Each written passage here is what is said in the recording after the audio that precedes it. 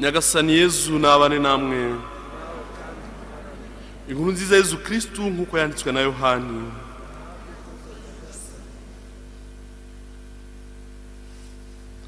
Muri icyo gihe Yezu amaze gutubura imigati abwira imbaga y'Abayahudi ati, ni njyewe mugati utanga ubugingo, unsanga wese ntazasonza bibaho, n'unyemera ntazagira inyota bibaho.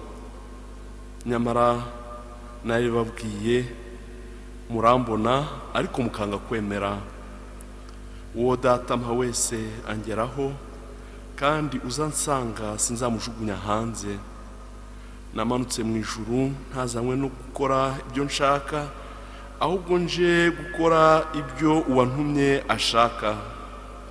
Icyo uwantumye ashaka ni ukutazagira n'umwe nzimiza mu bo yampaye, ahubwo nkazamuzura ku munsi w'imperuka.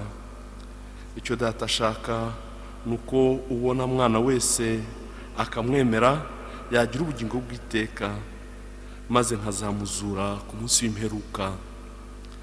Iyo ni ivanjiri ntagatifu.